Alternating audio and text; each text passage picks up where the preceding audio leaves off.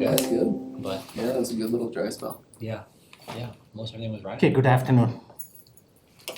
Let us get started. It's March 20th, 2024. Time is 4:02 p.m. Board members in attendance: Director Carey, Director Hafley, Jorgensen, Director Art, Mel Packham, and Director Nelson. Director Bankus is excused. She's out of town spending some time with family. And Superintendent Gall is at an economic development event hosted by the city. He is sharing some of the workforce opportunities and career pathways available for our students and growing that program with that Economic Development Task Force. He will join us sometime later this evening, possibly closer to 5:15. So he may be there to answer some questions at the very end of this work session. But Chief Acevedo is going to lead the presentation in the meantime. And Nicole, you are also going to join us. Ms. Artner is also going to join us. And we have Principal Tony Carr also with us today for the first item on the agenda, which is middle school pathways update, part of our AMP academic master plan work. We are also going to hear some of the design thinking workshop that went into this. With that, Chief Acevedo, Tony Carr, and Nicole Artmer are joining us at the table. We also have other administration and community members joining us at this work session in the audience. I'm turning it over to you, Ms. Acevedo, to lay the groundwork and lead us through this presentation. Great. So thank you, President Mel Packham. Really excited to be here with you to come back into our academic master plan. As you remember, last year we had several updates on the academic master plan. We were able to pull together all the great work that had happened in previous years into a vision and a timeline for implementation. Today, we're going to come back in and we're going to focus on updating where we're at with middle school work in alignment with that. And to do that, I will start us off and give us a general orientation, turn it over to Principal Carr to go over where we're at right now with middle school work with the academic master plan. And then Nicole Ottmer will close us out with where we're at with design thinking, with building out our pathways in middle schools, and then just overall next steps moving forward with our academic master plan. With that,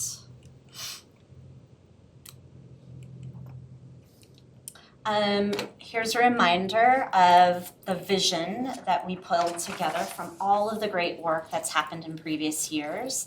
And so you can see our work with the academic master plan, that vision is that we build a strong portfolio of schools, all grounded in learning foundations of quality neighborhood schools, so that kids in our system are able to explore their interests through pathways and programs that ignite them to be able to hit the mission that we have as a district to be able to profoundly impact the world.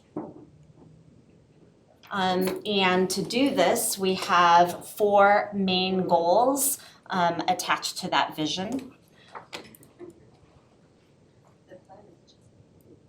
And you can see there's a goal around quality neighborhood schools, a goal around pathways, a goal around opportunities for college, career, military, and technical education credentials, and then development of a plan for their future. And just highlighting recently, we were all at a celebration this year to launch our Future Center work, which is directly connected to that goal number 4. Here's also where we're at in the timeline. Again, this was presented last year, but highlighted there in the middle. We're in the 23-24 year, so that's year 2 on our timeline. You can see the main areas in the second phase that we're focusing on, so the vertical articulation, the launch of our elementary pathways, their work, and how we're going to move into middle school, And then we are doing work on performance measures ongoingly with BFI. In the yellow box right there, it's just a reminder that we, and this was connected to updates last year with On Track to Graduate. So we are also implementing a system, multi-tiered system of support to ensure that all students are on track to graduate and then are also getting those important CTE experiences.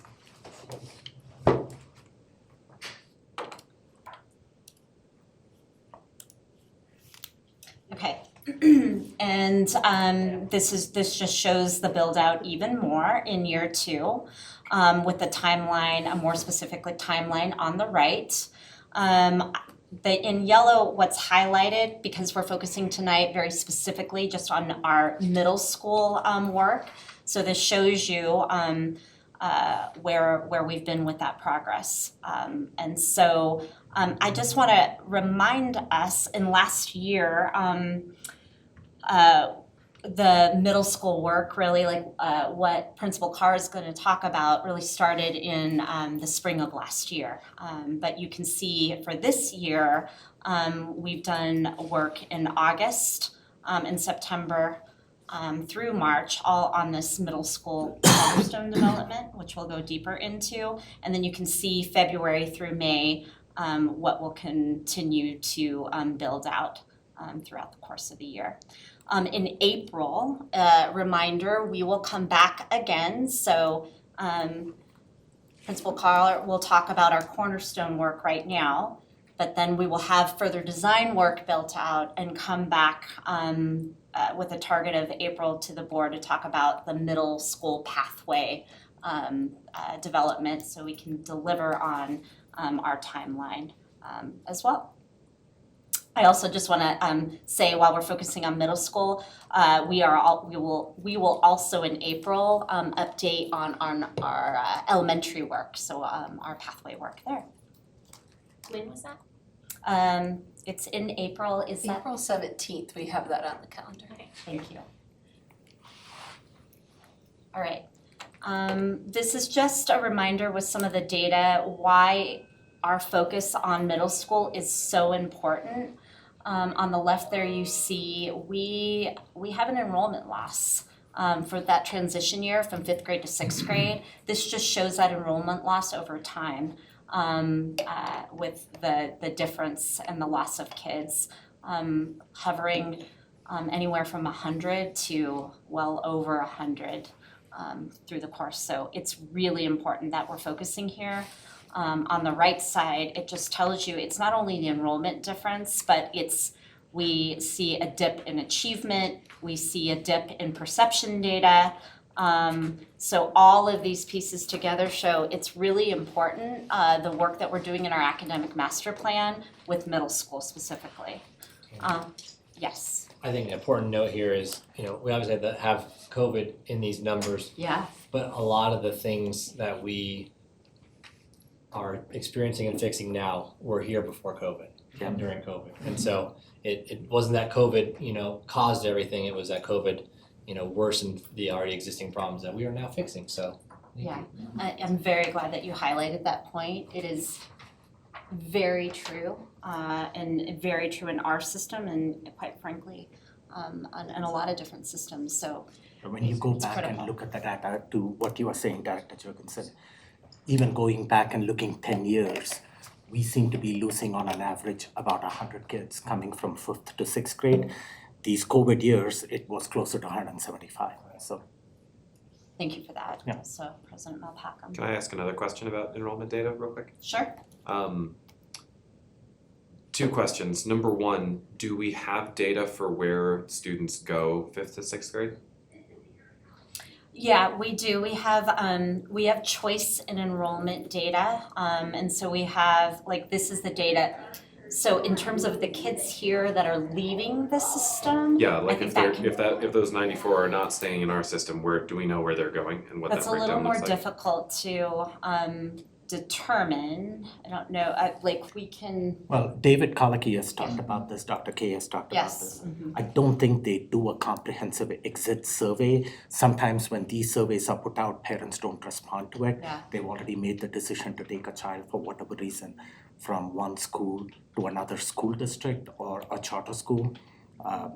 But the essential takeaway is that the opportunities and what parents are looking for as far as expectations for their children is not being met at our schools. So they're making the choice to take them to another school where they can receive those opportunities. So Yes, and I believed, yeah, absolutely. I was just looking to see if Dr. Colicky was there and he wanted to chime in on any of that. But I think also too, like when we're pulling the data together and the work together to pull the vision for the academic master plan, that was a lot of the information that they had previously looked at for the need for work across the system and specifically in middle school. It's been an ongoing problem. And to Director Jorgensen's earlier point as well. you had a second question. Yeah, because I had spoken to principals in elementary schools as I was kind of doing my first round of school visits. And a lot of them talked about how they've seen their enrollments kind of go and get more stable and kind of go back up in the aftermath of COVID. So I'm just curious, is this where we lose the bulk of our students? This right here, the 5 to 6 transition? And 8 to 9. And 8 This to 9 is as 8 well? to 9, but the 5th to 6th transition is greater. Okay. Yeah, we do have data that shows like the number of kids that choice into each district around us and then Sure. not choice into charters around us. So if that's something you wanted to see, like specifically this age range and where they're going, I imagine the team would be able to dig into that Yeah. if you wanted that. And why don't we do that? Like we can send out like what we do have, like to President Malpackham's point, we're limited to some respect, but we do have some data we can send And I out. don't know if you've been able to see that since you've been elected, so. That's It wouldn't great, that's a hurt great to point, Director send out. Nelson. Yeah. Yeah, let's go ahead and do that. We'll make sure that happens. So before we move on, just so I'm clear, the majority of kids that we lose between 5th and 6th grade and 8th and 9th grade. And we don't know why they're leaving, and we're not exactly sure where they're going. Well, we can figure out like what Is that- Director Nelson's point, we can Right. figure out where they Where are they're going because of the overall enrollment data that comes from CDE. We can figure out where students are going from District 11 to other school districts or charter schools. But individual data, when we reach out to parents and ask them to fill out an exit survey when they are leaving, some of them are leaving because there is athletic opportunities at a different high school. And they don't have that year, or they're going to academic rigor. They just don't end up filling out those exit surveys because parents have made the choice to leave and they just don't want to take the time to fill out an exit. That type of data, I think Dr. K might be better positioned to answer it. But that's the feedback that he has said in the past. We don't have a comprehensive set of exit surveys from parents letting us know why they are choosing their kids. Nicole? We do some records management where we can see where the transfer is to, and Dr. Comfort's actually over that right now. And so the centralized enrollment Right. team is gathering more data around that. And there's new heat maps that they've put in that also show where the pull is outside of school's boundary, because we also know we get kids in as well. The other thing we watch too is across the system, the inter-district choice. Even though we have established feeder patterns, which is partly what the AMP is built on, we also know we have a 20 to 25% choice in district outside of those feeder patterns that we've established. So for example, on the west side, if you're at Bristol, your feeder pattern is Holmes, but it doesn't necessarily mean everyone follows that. About 20% of families make a different choice in our district to select a different school. Yeah, You see that but especially- that wouldn't be that wouldn't That's not account for this reflected here. difference, No. but No. it still is, it's a really important point that that Nicole Ottmer brings up with how are we meeting the needs and like what our community and our students are really asking for within our system as well. They're both important. I would add like also too, like we have a lot of data, like outside of what, and you're right, because remember we moved enrollment, that lives with our chief resource officer, with Dr. Comfort.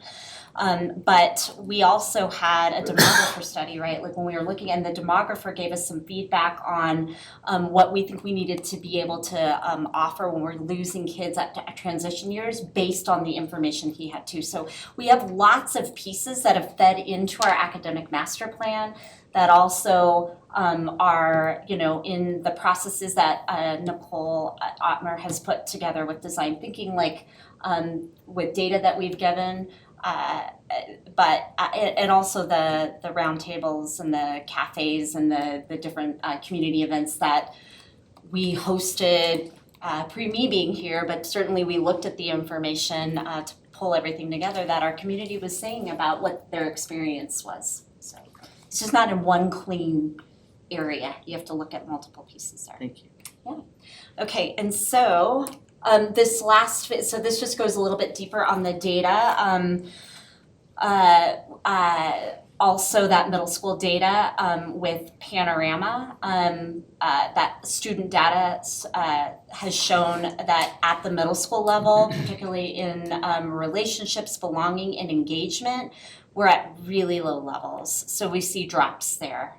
And those competencies are just defined below, but that sense of belonging, teacher-student relationship, and engagement at the very bottom there, how attentive students are invested in school, those all drop. So again, identifying the need here. That's triangulated with our 5E data. So the 5E data is also showing that as well, a drop there.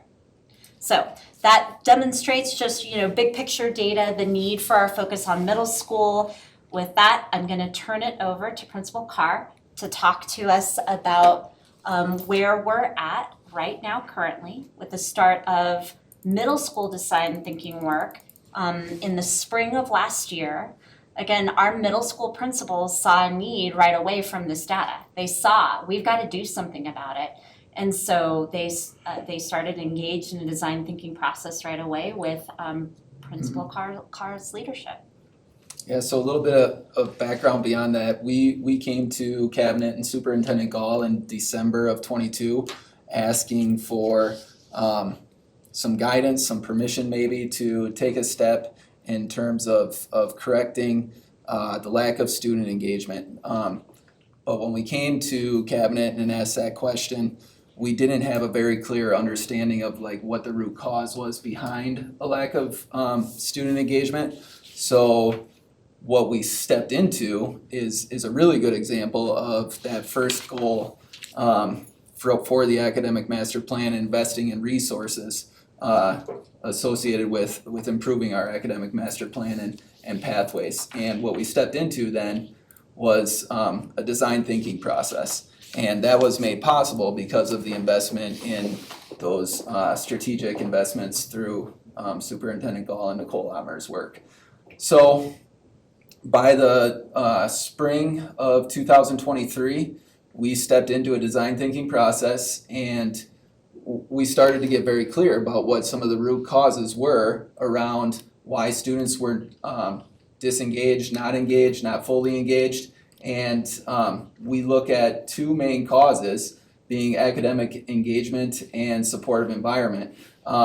Underneath those are some other things we've identified to try and address what is the issue with engagement, what is the issue with supportive environment. And we're walking into a process then where we wanted to clean up the experience for students. We wanted to have them be more prepared for high school, and we wanted to create a supportive environment where they could be academically engaged.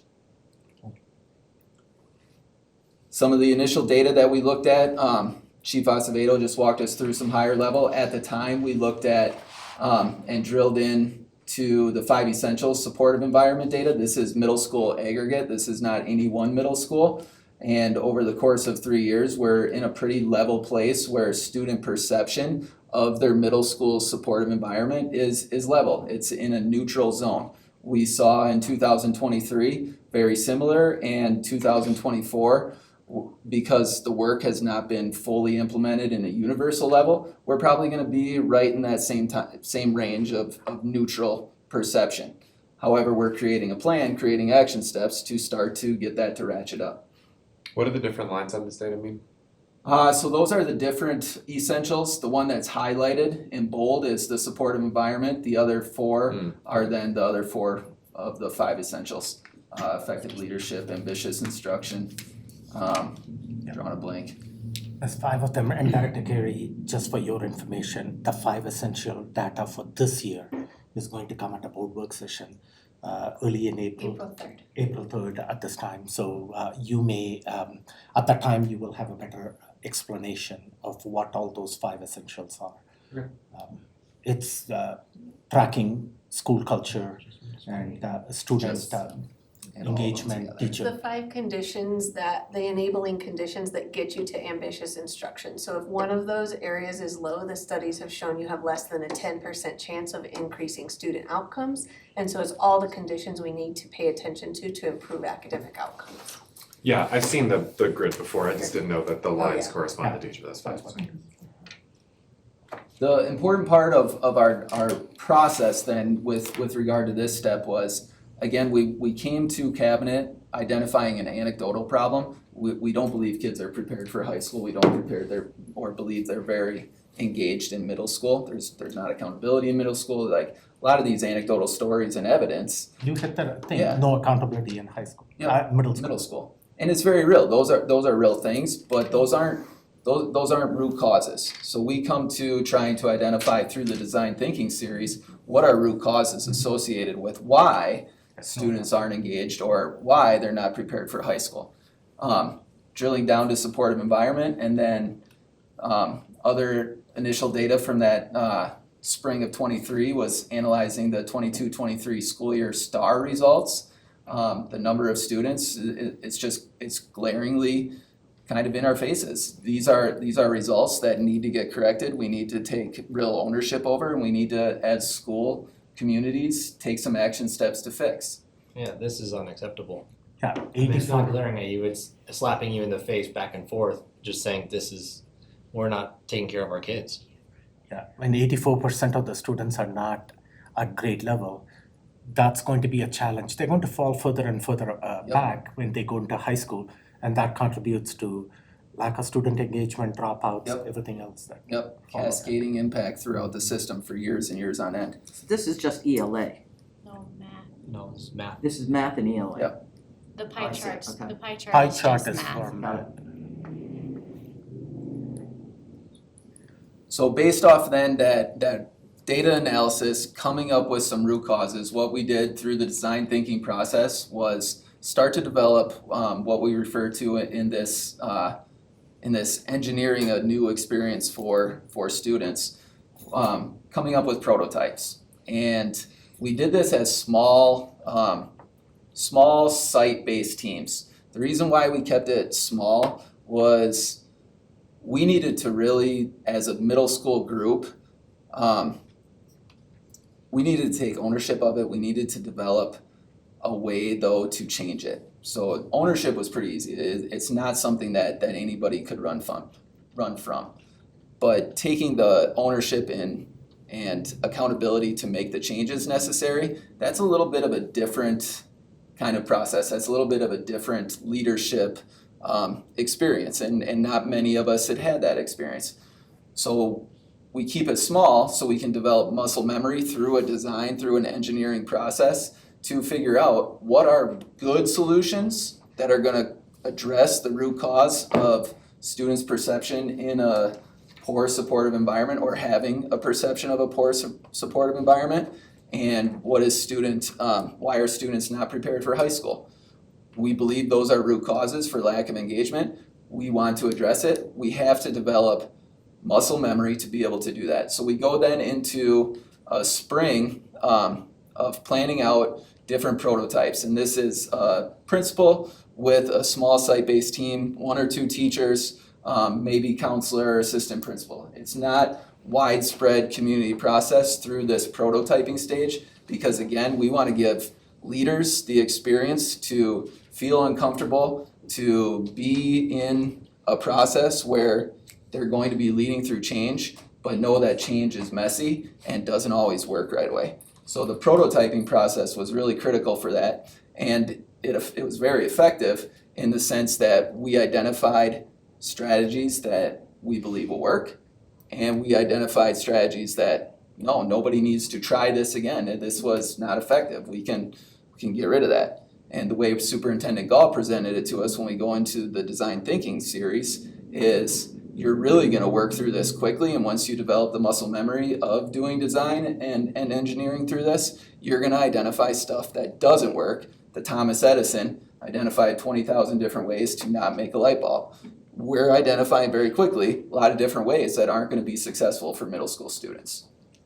Those prototypes listed there, there are, is that 8? That is 8 different prototypes. There are 9 comprehensive middle schools. At the time that we started this in the spring of last spring, 2023, West Middle School was on the potential to be a K-8 campus, so they were not engaged at the same level that the other 8 middle schools were. So this is basically one prototype from 8 different middle schools, collectively bringing it together, what worked, what didn't, and coming up with some learnings.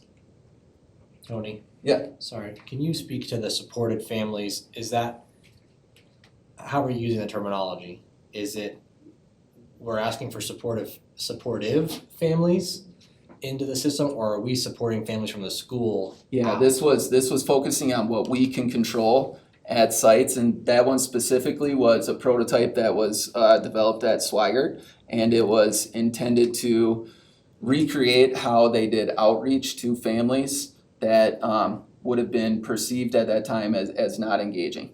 And the specific prototype then was, well, instead of just picking up the phone from a principal's lens and calling them in and having the conversation in the principal's office, no, that's not working.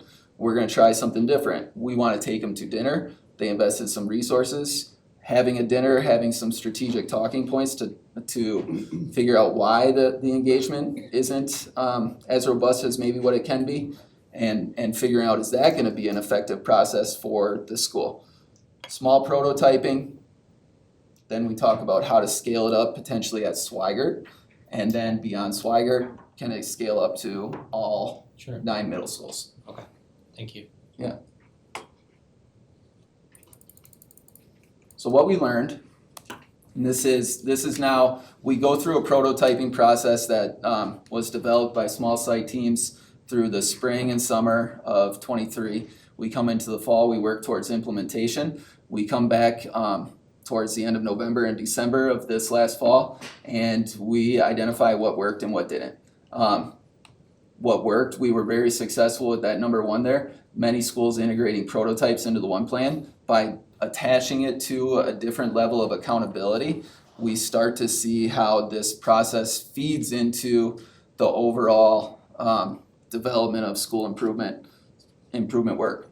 I think the biggest 2 that came out of the fall learning were number 2 and number 3 though. Where we saw prototypes that were effective, they were changes to adult actions. I think hands down, very clear examples at the 2 schools that saw that in place. That's where we need to take our effort now moving forward. From a prototype lens, now we're moving to, we'll hit it in a second.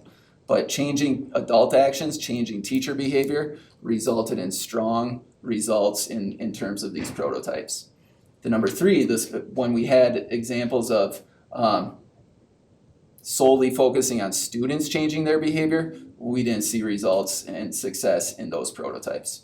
Those are 2 very important. It's just like that Thomas Edison. This one didn't work, and these examples do work. And that's what we're gonna try and figure out how to scale up for the system. I'm assuming you're gonna go into detail on the adult changes that you. No, not here. I can talk about one example. A meaningful change to teacher actions would be highlighted at Sabin Middle. And what they did was identify a prototype to have students, or were students identifying a positive one-on-one connection with an adult in the school. And they asked students to do some reflection via a survey to say, who is your most trusted adult on campus?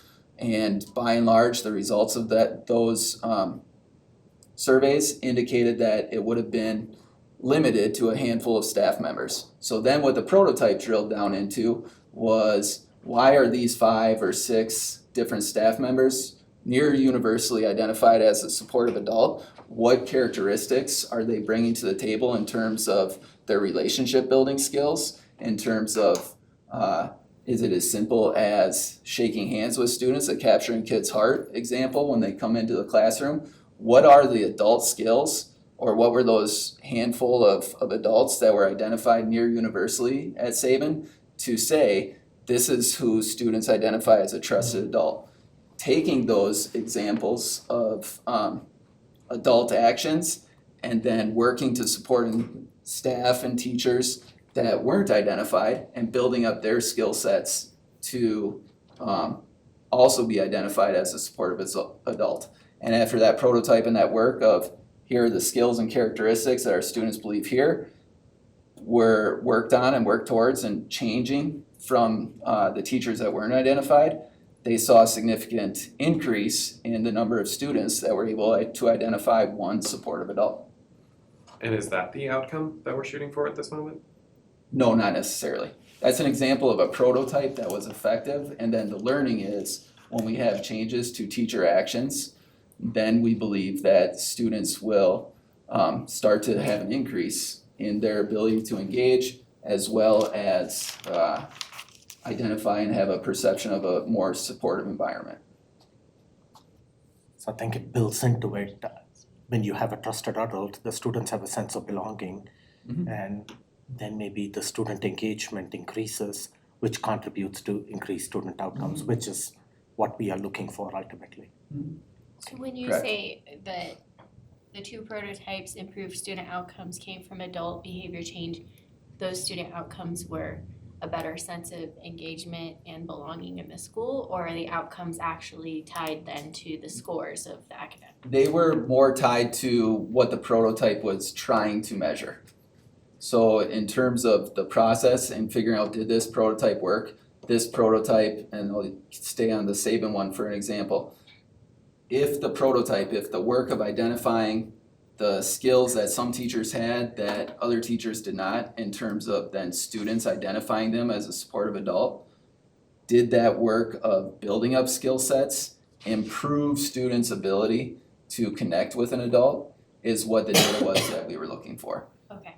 With regard to prototypes. Now further results with big overarching 5 essentials, improvements in academic results, those are still to come.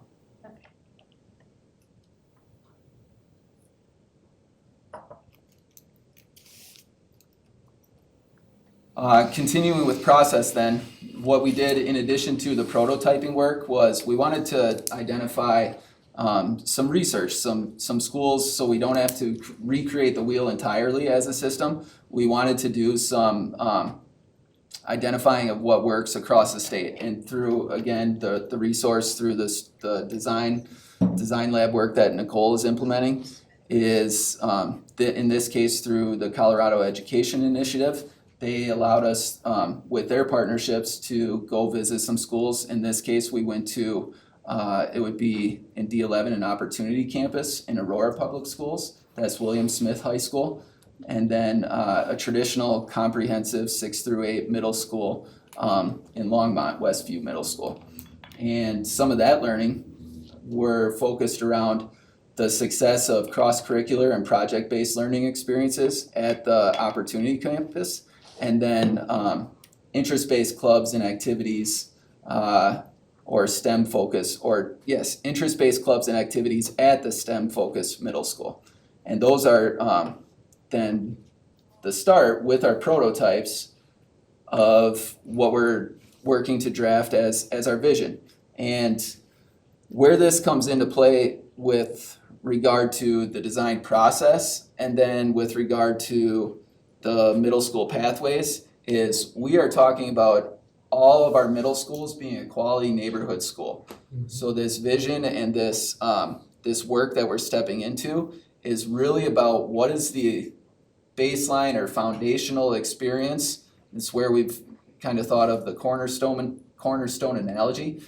What is the baseline foundational experience that all middle school students should have at a District 11 middle school? We're all quality neighborhood schools, so that should be defined in some way, shape, or form. That vision then leads us to this cornerstone work. So, because we want all students to have a baseline experience, we want them to be more engaged, we want them to be better prepared for high school, and we want them to identify that they're in a supportive environment. We want to create, and this is moving from the prototype concept to now scaling up a step further to doing some school-based pilots. And the cornerstone work is the next phase of our design process to create a better quality neighborhood middle school experience for kids. Relationship-rich environments is a pilot that is going to be worked towards at Galileo and Saban Middle School based off of the prototype that we were talking about. Interest-based clubs and activities is going to be, I think in this presentation it says Holmes and Russell. It's actually shifting a little bit. It's going to be Swigert and Russell. Cross-curricular learning experiences at Holmes and Jenkins, and then working to increase students' knowledge of graduate profile and implementing a more robust advisory program at North and Mann Middle Schools. The point then with this work or this phase is that we are not asking all school communities to do the lift of creating all four of these things for every single student. We want to pilot it. We want 2 middle schools to spend a year owning the work, creating a playbook that says, this is how we can create a relationship-rich environment so students have a better sense of belonging, so students can believe that they're in a supportive environment. And those 2 schools that are doing that pilot work create the playbook and then hand it off to everybody else. And then what is occurring at Saban and Galileo through this pilot, all of our other middle school sites, teams, and communities should be able to take examples of what worked, maybe what didn't work well, although the pilot should start to eliminate practices that didn't work, and then be able to get those implemented as a quality neighborhood school the next school year.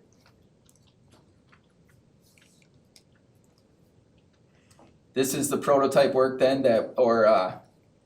it should be pilot. These are the pilot work that is going to be occurring through this spring, but then really start to be implemented through the fall of 24. And again, the little bit of shift was the Swigert-Holmes flip. Director Jurgensen. Sorry. Oh, you're okay. On that last slide, I taught 6th and 7th grade and a little bit 8th grade, and you're a current principal. Yep. We know the struggles of both boys in middle school and girls in middle school. In the relationship-rich environment, was there any exploration into having a boys cohort and a girls cohort and just, something with that, or just? Not at this stage. Could it be a possibility that it occurs? It could. I think to clarify the relationship-rich environment, this would be more focused towards students being connected to the school with adults at this stage. Sure. Does Could it be need any to of those, evolve? right? Yeah, does it need to evolve to have a better sense of belonging with your peers as a possibility? Yes.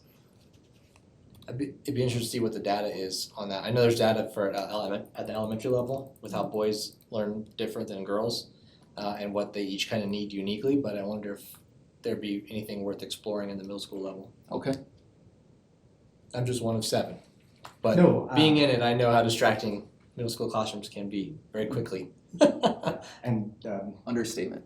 yeah, I can share an experience. Just a couple of days back, Brock and I were at the Youth Citizenship Awards for the middle school students. And Tony, your school was represented too. There were 41 students that were being recognized out there, and I was keeping tally of all these kids. 32 of them that were recognized with citizenship awards for accountability, responsibility, service were girls. Yep. Okay, 9 boys Yep. are there. Okay, and I mentioned that to superintendent after that too, the disparity between the number of girls that step up into that environment, how can we close that gap? Yep. I'm proud of all the girls that participated and got recognized, but how can we get our boys also elevate their service level and ownership and responsibility?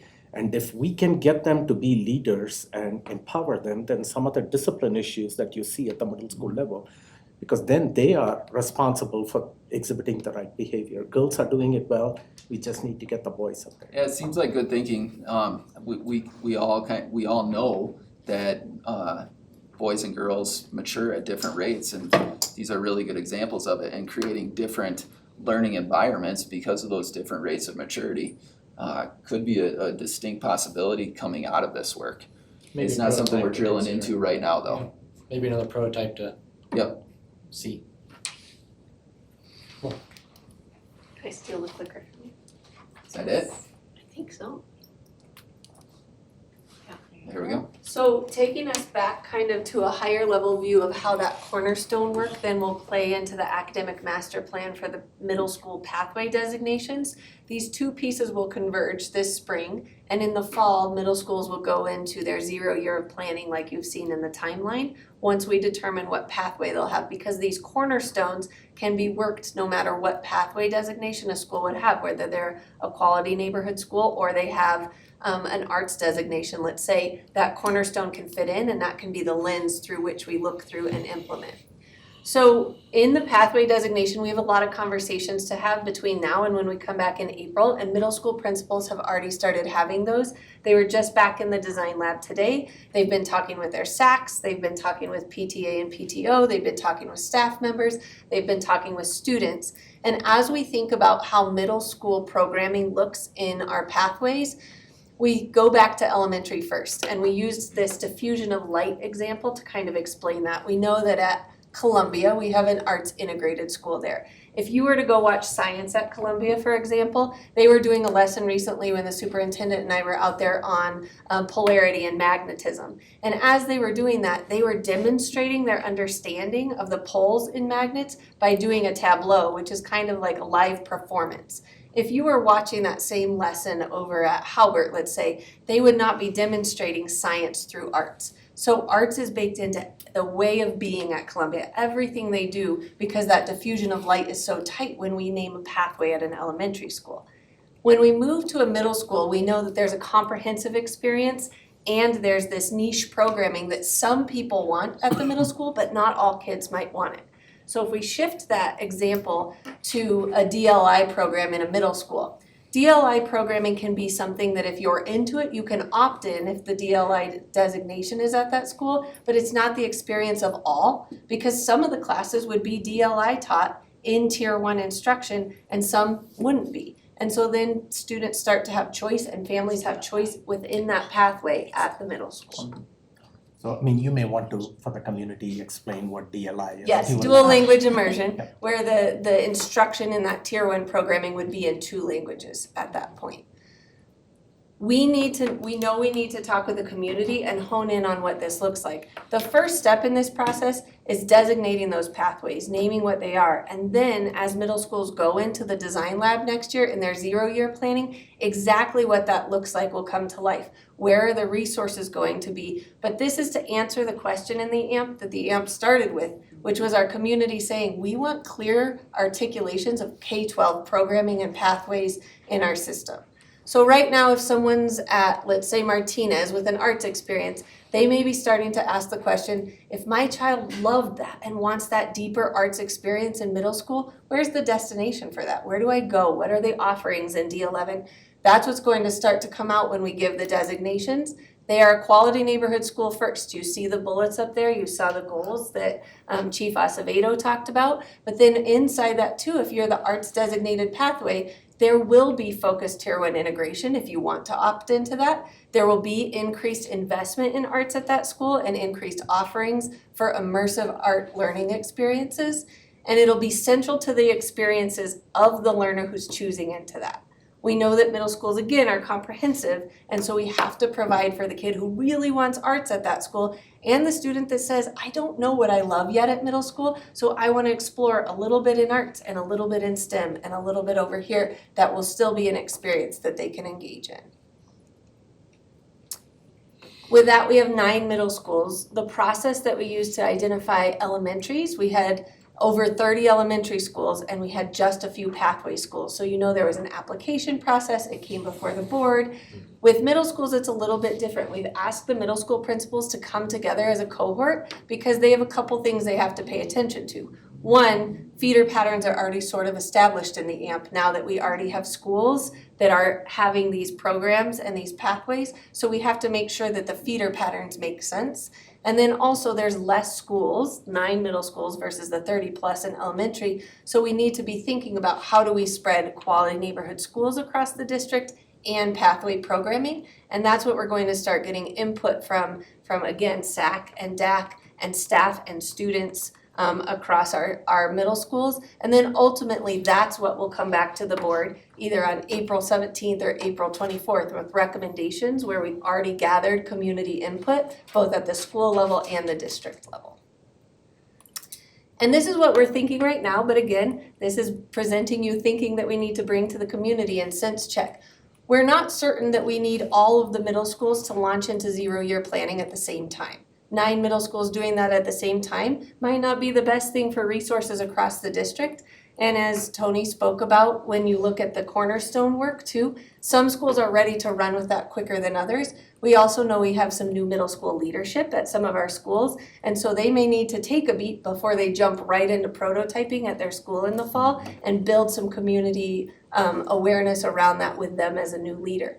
So we're thinking that we're gonna have phase 1 and phase 2, and you can see the minimums per area there of when schools would start to engage in that 0-year planning in order to start executing on the vision within the AMP once we have the designation of quality neighborhood school or the specific pathway programming.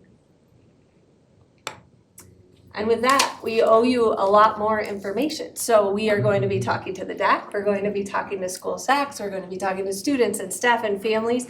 And in April, when we come back, while today was focused on middle school and April 17th will be more focused on elementary school, we will also have a middle school update. It'll either be April 17th, maybe April 24th, depending on how our engagement sessions go. We want to really prioritize that we're getting multiple points of input into this work before we bring it back to the board with those recommendations for middle school designations. If you can go back to that one slide with the map. Sure. So now you have kind of separated them by quadrants, so to speak, and you have 2 schools in every quadrant, except on the northeast, I think you have 3 schools up there. Right, because they have 3 middle schools in that area network. Right, and then the idea is you will have 1 quality neighborhood school in every one of those quadrants and 1, possibly 2 pathway schools in the northeast part of the. Correct, that's current thinking. And that's the feedback that you are going to engage the community stakeholders and also the school itself. Exactly, and they've got feeder pattern data to look at there to see what's the choice, what's the interdistrict choice, and where are we feeding really well from a school. On the west side in particular, Tony's looked at those pieces as well, but there's Bristol that's got a specific feeder, there's Halbert that has that, and so we need to pay attention. Okay, we have West Middle School and we have Holmes, and what makes the most sense based on the feeder patterns that we're already seeing to make sure that we're serving the community well with those choices. We also have some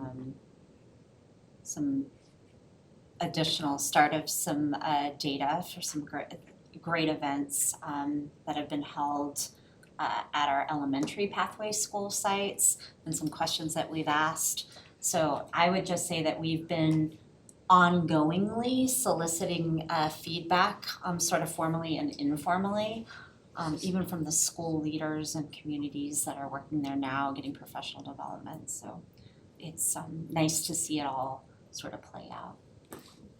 Okay, thoughts, questions from the board on what's being presented?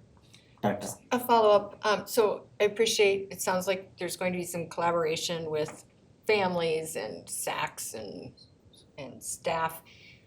but we have spring break coming up, and then you're talking about 3 weeks in to come back to the board. So that's gotta turn around very quickly from the summer. Yeah, at this stage, it's a refinement of what that feedback is. There's been an initial, this kind of process, we call it empathy listening. That has already started since about the middle of February, from our first design session.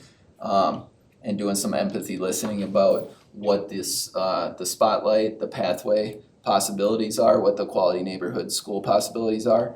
And we're coming back and refining it. Okay, we heard this, we went back as a middle school team, did some discussion around how it works for the entire system, and now we're going back to check. Yeah, we're not starting from scratch here at the middle school level, still. So if I understand it right, to Director Ott's question, I think some of this work is already taking place out there. It's just that they are not ready to share it in public at this point in time. After the engagement with the DAC and all the stakeholders that you talked about over the next 3 or 4 weeks, it will be ready to come back in this. But it's not like they are starting it tomorrow. This work, some of this is already taking place. Correct. Would that be a correct? Correct, and then we are presenting to DAC tomorrow night to get a little bit more of an empathetic kind of gut check of what the thought is, where does it sit, what kind of adjustments do we think might need be needed, things like that. So can I follow up? So I'm trying to wrap my head around, when you come back to us in April, will you be saying, or is this later in the fall, your 0-year planning, will you be saying like, we at this middle school have talked to our families and our staff, and we think that this pathway is best for us? Is that what we're expecting to hear in April? Generally, Yes, Yes. and probably with a piece of, we need to sense check it still, but do we think that's phase 1 or do we think that's phase 2? Yeah. When do we think that school will be ready to engage in that? The schools that are phase 2 might be coming and saying, we're not sure yet, here's the things we heard and we need to do some more listening before. So maybe phase 1 isn't right for us and phase 2 is better because we need to think about that a little bit longer. Okay. And is there a step where you determine the number of buy-in? Or not the number, but the amount of buy-in you have from staff? Because I know that even with elementary, some of that wasn't as smooth as we might have hoped. And if we have an innovation school like at North, I mean, or Mitchell, they poll the teachers and say, what is the buy-in here? And we have a percent base. So I'm just curious, I don't want it to be top down, hey, the principal design group said, this is what we're gonna do because nobody else wanted it.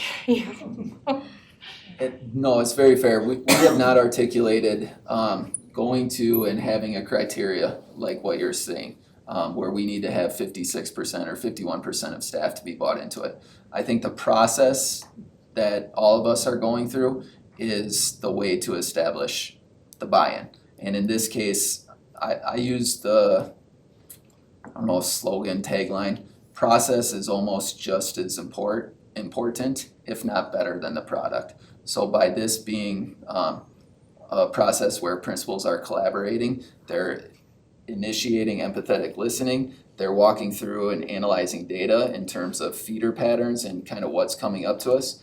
Some of the decisions are fairly compelling. If we have this area with a DLI, it would make sense that this middle school provides that opportunity. So having that gut check listening, explaining why we're thinking this, and then discussing pros and cons, discussing in the next phase how we can go about getting to what we need to do, is the way we're working to establish buy-in. I'd also name a distinction there of needing to make sure we pulled an entire elementary school in that application process was they are all responsible for implementing, right, the pathway, because it's not living in one part of the school, it's living in every single classroom. At middle schools with that greater diffusion of light, it's not necessarily living in every single classroom. We would want an awareness, we would want people to understand it and like it, and it's not necessarily changing every single person's day job, right? An Glad that example you would be pointed that out. an example would be specific to our West area. Halbert being an outdoor experiential ed pathway school, Halbert feeds into Holmes Middle School. It's not realistic for Holmes Middle School to be a spotlighted outdoor ed pathway, makes more sense that we provide opportunities around outdoor ed because they're one of our feeder programs. But it wouldn't be, we would be alienating 4 other elementary schools coming up to Holmes if we just said Holmes is gonna be an outdoor ed pathway. We wanna have the opportunity, and those opportunities can be wide ranging, and that's how we're gonna incorporate this as some of the next work.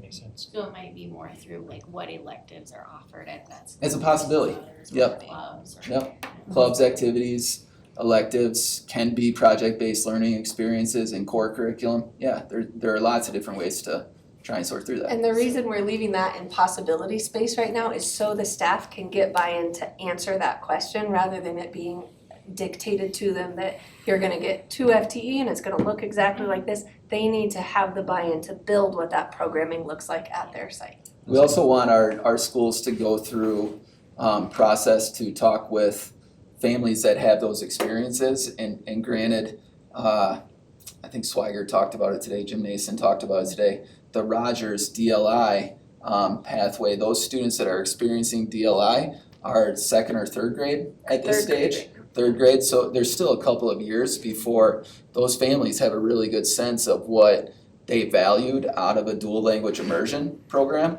and what those experiences can and should look like in the middle school. I think from like observing like some of the pieces of where we're at going through the design process right now, like I think your point is really well taken, Director Ott, about wanting the engagement to look different, like to learn from previous, and I think Nicole's point about, you know, the differences with middle school pathway versus the start of an elementary pathway, it is different, and it lends itself better to more choice and a lot of different design options. But I think like what I've observed is they are really like, it's really nice that you're able to look at like what specifically do we have happening right now in the school that lends itself to something that would make people connect to it a lot easier, or staff connect to it, and be easier to implement, develop a plan within a set of parameters, like Nicole talked about, which goes back to previous feedback to allow for equity and access that we learned from all of the different engagement opportunities a few years back. And this is really nice, you know, you're not forced, you have access to pathways, but you have access to quality neighborhood schools. And then even within quality neighborhood schools, you still have access to different programs potentially, right? Like, and don't have to go directly into a pathway to still kind of get more experiences. Can I ask a question, or were you done? Just one other note is, there's a lot of loyal people in this, in our schools, and if they're engaged and we have that inclusive atmosphere and collaboration, I can see where they would be more invested and more willing to sell any program that was the result of what they're interested in. And I would say, please don't wait, you know, like using the dual language immersion as an example. Yes. Let's go for it. Let's get those language instructors in there, because the longer we wait, you know, and everybody can be learning in the meantime. I think Director Ott, the proof will clearly be in the pudding, but the process is really geared to ensuring that those people that are heavily invested in our school communities are brought in part of the process and going through it, going through the design, going through the engineering of this in a way that does establish buy-in and being able to be the champion of this product. Mm-hmm. And that I believe that is the work as much as creating what the product is. I am a firm believer that the process we're going through is what is going to carry us forward. Thank you. First level engagement, next level engagement. So I'm just looking at the map and noticing, you know, we have some elementary school pathways. I'm gonna try not to name names, because I don't wanna like put anything out there, let you guys figure out who's gonna be what. But there, in some of these areas, we have multiple elementary school pathways, but a limited number of middle schools. So is there a chance that, Cause you do have some of these middle schools designated as a quality neighborhood school, so to facilitate not losing a pathway, would it potentially look like one middle school could have both pathways? Or is it that we actually do need to expand the number of pathway middle schools to be able to tap into all of the pathways we're offering for the feeders in that? That'll be the next update. Okay. To be continued. You're still figuring out, that's fine. I think the important Yes. graphic is the spotlight out to the floodlight, and being able to we can use Holmes as an example. We know that Bristol is a STEM pathway. We know that Howard is an outdoor ed pathway. We And want to William is capture Montessori. all of those students. Yes, exactly. Great. We want to capture all of those experiences. We would not be able to functionally do that at the immersive same level as an elementary pathway. We have to broaden out what those experiences are, and that's where the next step of intentionality comes in with regard to this vertical articulation, what you're directly asking. Good work. It's exciting. It is very exciting. Any further questions on this topic? So from what I gather, in 3 or 4 weeks' time, you will come back with another update to the board on the specific pathways. Whatever it is that you can share at that time, some of it could fall in phase 1 and some of it could fall in phase 2. Yes. Yep. But we will get an update after your engagement with the community, with the DAC, with the schools itself, ensuring teacher staff buy-in. You will have an update for us at that point in time with more specific details. Yes, on middle school in April, yes, on the pathway, yes, more specific detail, exactly what you just said, and then also remember an update on the elementary pathway work as well. And the one other comment that I would make, hopefully we can come to a outcome where there is more accountability in middle school right now. Students at this point in time, at middle school especially, know that they can go from 6th grade to 7th grade, 7th grade to 8th grade, failing all the classes. Superintendent Gaulis talked about this, they can get F in all of it, and they know that they can go to the 7th grade. When they know that, there is no accountability built into the system, and students are saying there is no expectations that is set. I strongly believe that every student can achieve, but we need to set that high expectations right at the very beginning. And I don't know what that looks like. Maybe this is going to get us there, that student engagement piece. What else is it that we can do to bring that, we have at high school, they got to earn certain number of credits, and only then that they can graduate. Is that something, we need to implement some type of thing that you need to earn some amount of credits in middle school to go to high school? I'm just, throwing things at the wall and seeing what happens. But the lack of accountability at middle school, that's a glaring issue for me. Yeah, it could be some sort of credit system. I don't know what D2 has now, but when I taught, we had an 8.5 academy. And we were marking kids in 6th grade and tracking them in 7th grade. And we were having conversations at the beginning of 7th grade to say, do you want to go on with your peers to high school, or do you want to go to this remedial 8.5 academy, which is in a house in a school, but you're not going on with your friends to Harrison or Sierra or wherever it is. Yeah. And so that scared the truth right out of some kids. And I mean, they were on it, and we corrected a lot of that. And then you still had the 8.5, and we followed through, and they spent maybe 8 months there, maybe a year and a half. But man, that curved a lot of the squirrely ones. And we, from a storytelling sense, we would agree with all of that there is an engagement, as I said before, an engagement problem, and we functionally need to do something about that. When we looked at the data and tried to identify some root cause, it really does look like we really believe that the perception of a supportive environment, that academically students are not performing, we're not taking the ownership of the things we can do in schools to be able to say our schools are set up in a way where the system is functioning, Right. and therefore we need more student family accountability and things like that. Or stop letting them fail. Yeah, I would add on to that, in terms of this presentation with what you're talking about and the goals that we have within the AMP.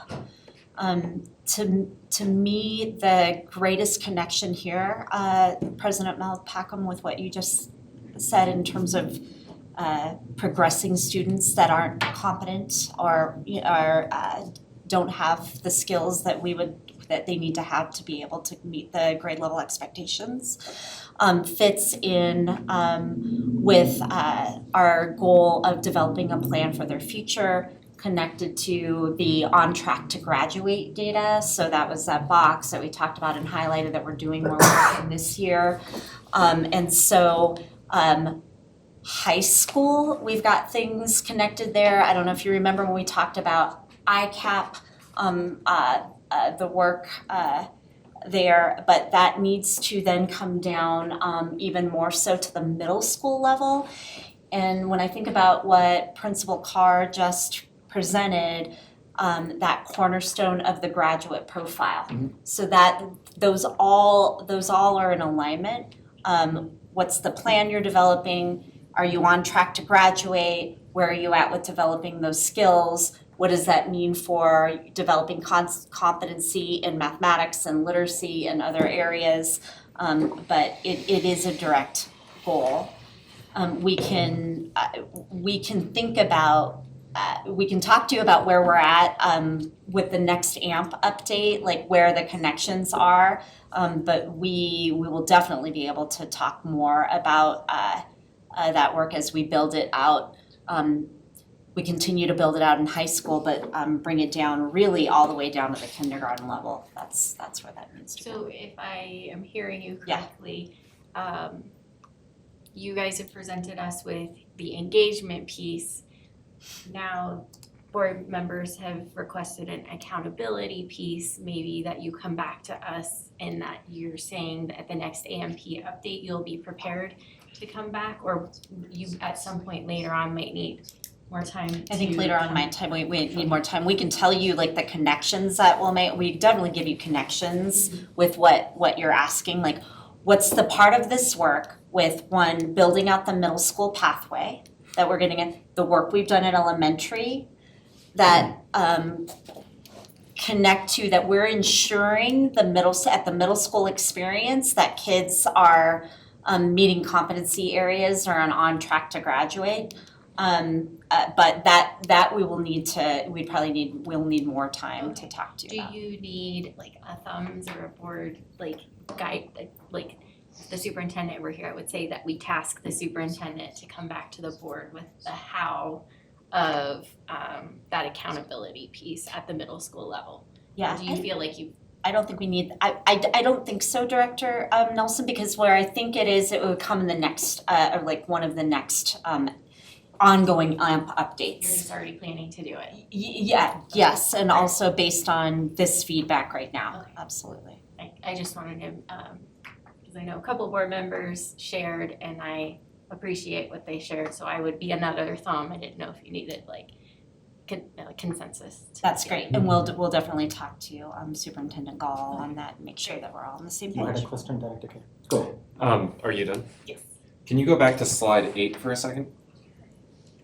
I want to actually take this back to something that I've been puzzled about. Puzzled is maybe not the right word. So when we were being briefed on the kind of work of the design thinking labs, you broke it down into 2 main causes you think for unpreparedness for high school: supportive environment and academic rigor. It seems like most or maybe all that I've heard about in the rest of the briefing has been discussion of supportive environments. And I'm just curious, for my own curiosity, was there thought put into academic rigor? Can you give me an example of a prototype or something that is being tried in that direction? Because for the first time at the Air Force Academy Prep School, I've been put in charge of directing kind of a course for our weakest learners. And I know there's diminishing returns I get out of making my classroom more fun and more supportive. At a certain point, I gotta dial up the actual, classroom content. So I really like the idea this is probably my background in science here, but I really love the idea of let's get a whole bunch of prototypes, let's see what works, let's see what doesn't. There are no bad ideas, try it out, and let's regroup and see what moved the needle on things. I think that's wonderful. I'm just curious, can you give me an example or some examples of the thinking or prototypes on the academic rigor piece as opposed to the supportive environment Where piece? we're drilling down into academic rigor would be the cornerstone of cross-curricular experiences.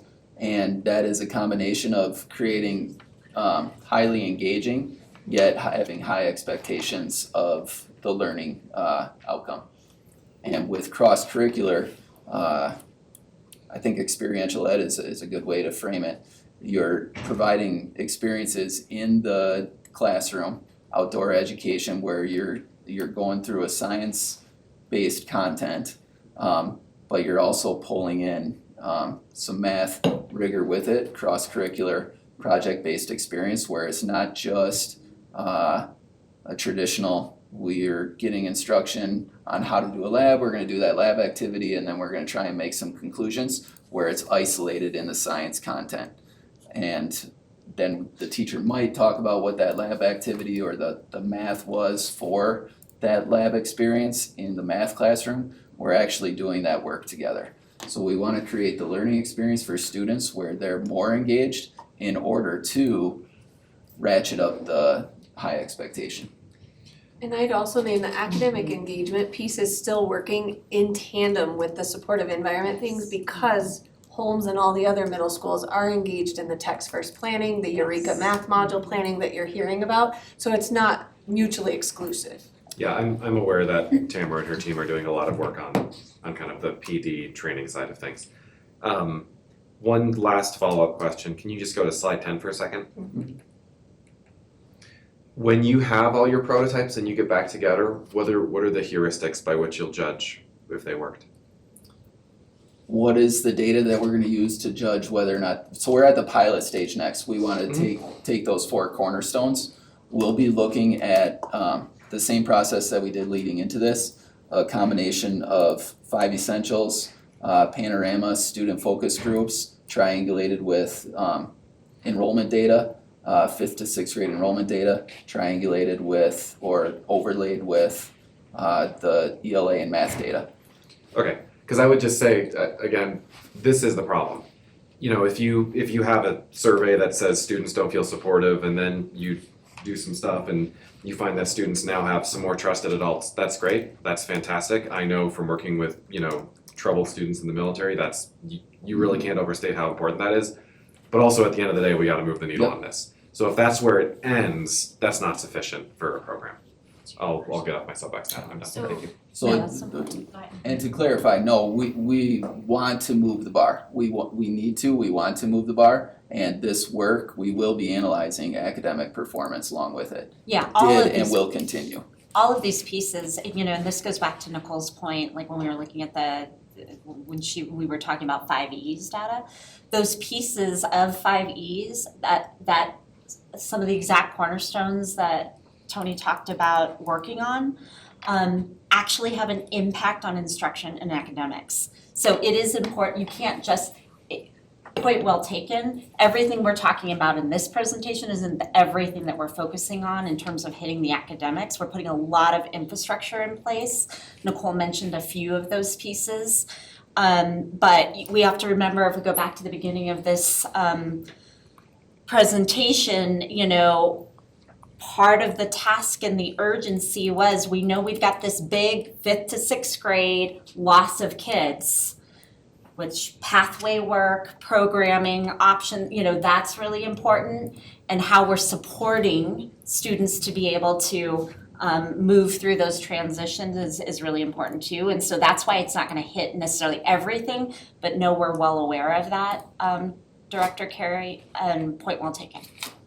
So will you be looking then at the growth? Because like when I look at the list of schools and the what do you call them, cornerstones or Yes. prototypes at each school, they're all very different academically currently. So just, to have like Jenkins doing cross-curricular instruction, you're not gonna have apples to apples necessarily, so Not I for this assume- first year. Yeah, I Yeah, assume correct. you're looking at growth measurements because achievement is so differing. And part of this next phase that we're walking into with the quality neighborhood school, the foundational experience that the presentation walked through is to be able to say what this pilot is going to be and lay out the very clear action steps that need to be taken, but also the very clear results that we would be aiming for to see if those are effective. So like you said, the 4 different cornerstones will have apple, pear, orange, banana Yeah. type metrics. So will we see those later, what those So metrics are? yes, next school year is then the rollout, the work of establishing the pilot for those 4 areas and be able to say this is what is gonna be effective and my hope, my goal is going to be, this is then the handbook that is going to be given to the other 8 or 6 or 7 middle schools to be able to implement for all students, universal middle school experience. So are you So- saying you need to go through the pilot to figure out the metrics, or you're We'll going establish into the metrics first. Okay, so you'll be able to bring that to the board by like before summer? What the targets are gonna be? Yeah, if you're and introducing them next fall, will we be able to see those metrics then? We'll work to do that. Yeah, or like an ongoing updates, we can make sure that we're giving you progress monitoring data based on metrics. Yeah, absolutely. And to Director Carey's point, and I want to make it clear from the both side, we don't want to diminish what our students are going through. I know that a lot of our students come from challenging home environments, and some of which my child may not experience at home, or Jason's child may have the support systems at home. But these students are coming from difficult backgrounds, and that's why having somebody that they can have as a trusted adult in a school system maybe gets them the sense of belonging, and having a mentor out there at the school that they can look at. But eventually, once we get that student buy-in into it, we are eventually going to be judged by the outcomes that we produce for that student, moving that academic bar, setting that high expectations. Okay, with that, no further questions. We look forward to the updates later in April that is coming forth. Quickly, this conversation is over. Moving on to the next agenda item, which is just other. I just want to give a board a quick update. Director Hafley and I just earlier this afternoon met with Chief Acevedo and Chris Brandt, and one of the lifts that the board wanted to take was even the discipline policies. And what I found out is there is like 35 plus policies and regulations attached with student conduct and discipline. And bringing 35 plus policies to a work session is going to be, we are going to be here for a 24-hour work session. We just need to figure out a pathway according to how we are going to address this. If the goal is still that we need a definitive plan by the end of this academic year in providing a pathway, a consistent plan, a streamlined plan according to it. They do have a task force. Chris Brandt talked about having a task force, and he is going to get some feedback from the task force. They have one meeting in April right now, is that? Yeah, the next one will be in April when we Yeah. get back from spring Yeah. break. Yep. And right now, tentatively, this is scheduled to come at the May 1st work session to the board at that point in time. We identified about 5 to 7 policies that are essentially the core policies that may drive. And Tamara, you can step in and correct me if necessary. 5 to 7, maybe 7 policies that we have circled up here. That will be kind of the essential driving policies that come in front of the board. And one of the things that was talked about is that we can also send some of these policies to the policy committee itself. They can take the workload and manage it. So is that pathway okay for the board that we handle the 5 or 6 main policies, and the other policies may have minor revisions, and it would go to the policy committee before coming in front of the board. We don't have time after May 1st when it comes to direct it to the policy committee and it coming back to us if we want to do it at that time. So with that, if you have any feedback, please do provide that at this point in time, or if you want to give me a thumbs up in going in that direction, that would be okay too. Are you saying that there isn't time for us to see those 5 or 6 first to know if we need to then go work on the others? Well, the 5 or 6 is going to come to the board in that work session after getting input from the task force. I'm talking about the other 25 policies that are there. There's not time for us to see those first and then determine if the policy committee needs If- to work on them? If we still have the deadline as that by end of May, this is going to come in front of the board for an action item and we are going to adopt it. We have to get the policy committee working on it during April as opposed to waiting after May to get that. But how will they know what to do until we see the 5 or 6? Yeah, the 5 or 6 is going to be, there are some policies that are going to have little to minor corrections out there. So those policies can go in front of them, or otherwise if the feedback from the board is that we are going to look at 30 policies. No, Before. I'm not. I'm just wondering if they're little or minor, do they even need to go to the policy committee? Or would it just come straight to the board for voting and approval? But if it's that we're gonna be making big changes to those 5 or 6 that then trickle into the 25, then I don't wanna give them a task before we've given direction. And as long as the board is comfortable with the timeline that we are talking about, sending something to the policy committee in May, when we are pretty much at the end of the school year, is going to be near the impossibility to get something back from them. Okay, so if the board wants to, even taking a policy like attendance policy that we did in the work session, that got to be challenging. And when Because we didn't have it in time to do our jobs. Great, but we had it in time to provide board feedback, and you were the only board member that provided feedback as far as the attendance policy And so we're goes. still on track. Right, we are still on track, but when the policy came in front of the board, if board members want to put their collective voice behind that policy, do we want just one board member taking on that responsibility and saying, hey, I'm going to craft that policy, or do we want collective more input into it? Because the way that policy was worded in that attendance policy, it didn't match with our operations in our schools at that point in time. So the way it came in front of the board at that time, if we had implemented it, and if it had come to non-action and action at that point in time, it would change the way we operate. Which we didn't let happen, we caught it. Exactly.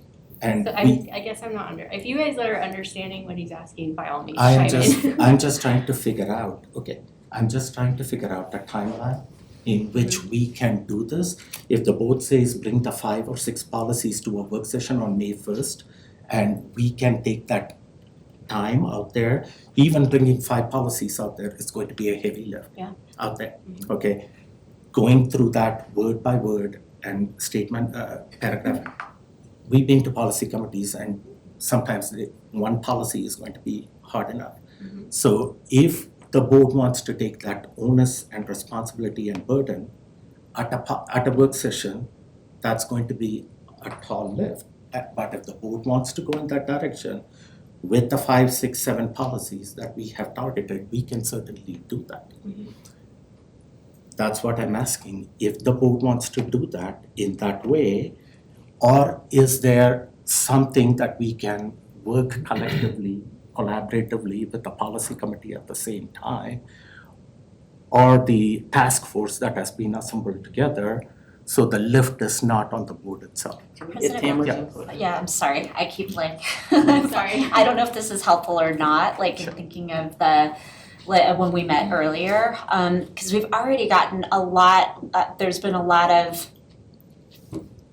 feels like there's been a lot of discussion, but maybe it's not been so much, but we've gotten a lot of direction from the board on areas like to focus on, like with discipline, like area of concern specifically. And so in narrowing it down to 7 to dive deeper in, they were to be in alignment, like looking at President Mulpacum and Jill looking at those policies with what the board has been hearing. So that gets back to President Mulpacum's like time-wise, and we know we can go deep in the ones that you're hearing the most feedback from teachers, from community, from right, like, and then like it would allow for more time if need be, but if this is helpful, like student discipline, formal discipline, removals from classroom, student conduct, student dress, code of conduct, student conduct on school bus. So see, they're all in alignment, those policies. We thought, let's get the most bang with what you're hearing. That was the thought process there. Yeah, that makes a lot of sense to me, that the administrative team would pull together the relevant admin people that could weigh in and help, bring in the if it's a bus situation, bring in a couple of bus drivers to weigh in on that, and then it Work with comes. the task force. Yeah, the or task feedback, force, yep. you guys do your work over the next several weeks, and then if this is what I'm hearing correctly, and then you'll be ready by the beginning of May to bring it to the board for us to go through. Is that correct? And then you're asking about the other policies, giving it to the policy committee, and that may be what we decide to do. I just don't know that that can happen until the board does our work at the beginning of May. Does that make sense? do Because you we might have- make decisions that impact those. Do you have the time? Some of these policies are independent. I think like we were talking about vandalism, and Chris Brandt was saying those policies don't probably will not require extensive revision. Exactly. Yeah, but in the time that you have, in the month that you have enough times for the task force to meet to even look at the 7 policies in a comprehensive way. I think we have enough to look at the 7 policies. I think like that was the idea, trying to listen to the board, narrowing in on the focus that you all have, the feedback we've heard, and be able to deliver on those. I think that was the discussion. I think the 7 that we have there, 5, we might have to narrow it down to 5, but I think the 7, I think we feel pretty good about those, because they're all connected. If we could if task force has edits, then we could look at that, give us a week to look at it, then we can come and have, that conversation in that work session to give just that, fine tuning adjustments. And then if that work is agreeable, then we then have that base to ripple into, hey, policy committee, or hey, it's these other edits, and then we kind of just batch it all. Yeah, or it just might be that if it's really minor updates, the administrative person brings it straight to the board at non-action. If it's like, we're just changing this word, or, like Consent. that kind of thing doesn't have to go to a committee or to the work session necessarily. Like, I think we can make judgment there. That sounds good. Yeah, I had another thought. Go ahead, if somebody else. No, the only thing that I need from the board is when we are delving into policies, we are going to be providing that governance from that higher level, which is going to be impacting what's happening operationally in our schools. Right. And we want to make sure that we do understand what is happening right now, the current practices are. What came in that attendance policy didn't capture what was our current operations in our schools. Okay, that was a concern to me, that it came without capturing that this. And I know that it came with not enough time, 2 or 3 days before, and there was some issues. There was some issues from Tamra's side, and I don't want to go into it on that, but there was some concerns. It was not, the administration wasn't responsive. There were some issues behind it, why it happened that way. And I want to be supportive of what you had to go through behind the scenes. But thank you for bringing it. But anyway, what is the lift that you want as the board to take? If you want to take on that type of policy work at a board work session, that's something that Can you're I on. just chime Great. in? I think that example you're giving, it was a learning opportunity that the administrative team now realizes how important that task force is to get that input from the relevant parties. And I'm not saying it didn't happen, I'm not sure what happened, that little piece about like our students are able to leave for lunch and we didn't incorporate that, like we're learning. And so going forward, I expect that the point of contact will do their due diligence, getting the feedback from principals or whoever to make sure that the operational portion is attended to. Because I'm not gonna know that necessarily. Yeah. So, and that's not, that's why I'm relying on you all to help make sure that is structured accordingly. And so I just think that example is a learning opportunity. It's not a reason to shy away now from this new opportunity for the board to dig more into policy work, which is our job. And I would just say to your point about potential disconnects between policy and operations, I feel like discipline is a place where there definitely may be serious disconnects in that area. Because anecdotally, when I've asked principals or when we were in the, orientation meeting with area superintendents, or even I think when we've asked it in a work session, people have come back and said, no, the policies are okay. It's the culture, it's Practice. the implementation. This came up in, our conversation with the employee groups. Yeah. So I don't have anywhere particular I'm going with this, but if you are concerned about places where our policies say one thing and the operations don't quite match that, I would say this is an area where I would be concerned we will see a lot of that. Well, I think then it's kind of, the board is on policy and the superintendent is in charge of operations. So if we're seeing a disconnect, then it's a conversation with how do we make sure policy is being enacted? And do we need to change policy to help support what you want to do in operations? Great, we can do that. Right. But, Or vice versa. or vice versa, yeah. And that's one of the things that we talked about out there, Absolutely. that Yes. we need to make sure that the policy is consistent in language and provides clear clarity. But then the implementation part of it falls on the superintendent. Yeah. And that message should be delivered to principals at the beginning of the school year if necessary, that Yeah, there so is rigor in implementing it throughout. Something President Malpacum brought up, with this timeline, if we move forward with those, we are moving forward with those 7, it looks like the right, we're doing it in April, we have the task force, we're learning, like this is a newer way we're looking at policies, I think a much improved, yes, we're not gonna get it right off the bat, but we're getting better. That's a great timeline for us to be able to move into leadership symposium and be able to have that implementation message of the policy be given across the board to leaders. Yeah, and I know we have everything has to be posted the Friday before the Wednesday, but And we're gonna correct that mistake, yeah. well, yeah, but if you find that the task force finishes with some policies earlier, go ahead and send them to us, cause if there are 7, if I can have more time, I'll take Yeah, it. me too. If not, then okay, but yeah, if you're like, oh, this one's good to go, let's go ahead and send it to the board a week before, then that could be helpful. And also, we don't have this requirement, but I'm wondering if it would be helpful for us to then hear who was part of that task force, like what the positions were, so that we do know who weighed in and that the bases were covered.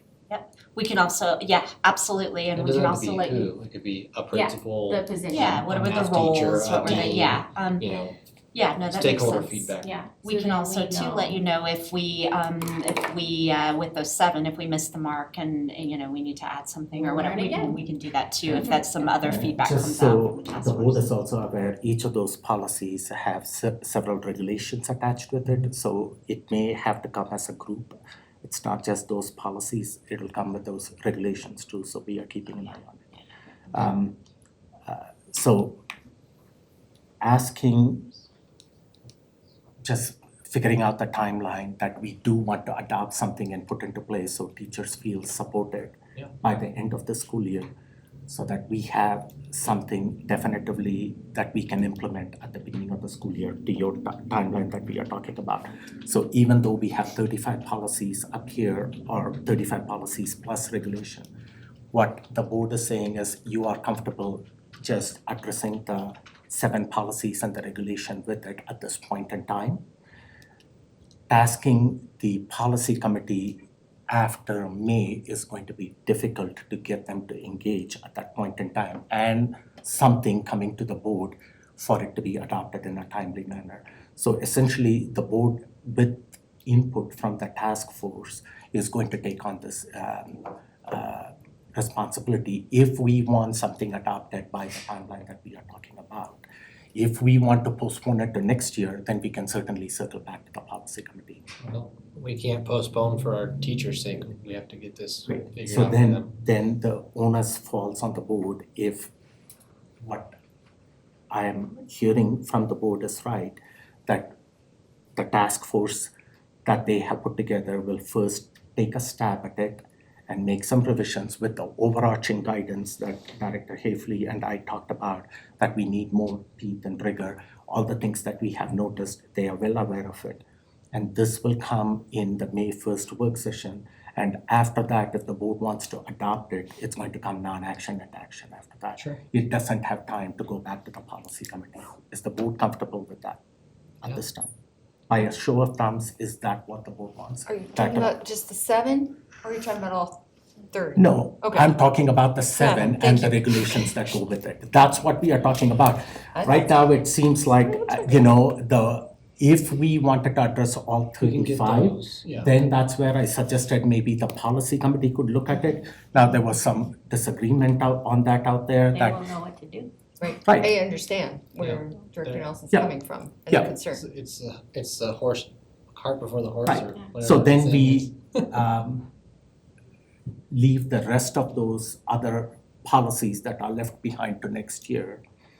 For my And we recommendations. focus on, I think like the team can kind of discern as they're going through those 7, how will this maybe impact the others? And they might realize it is going to impact and we're gonna have a lot of work, or actually it's not really. And so maybe there's gonna be some we don't have to touch, I don't know.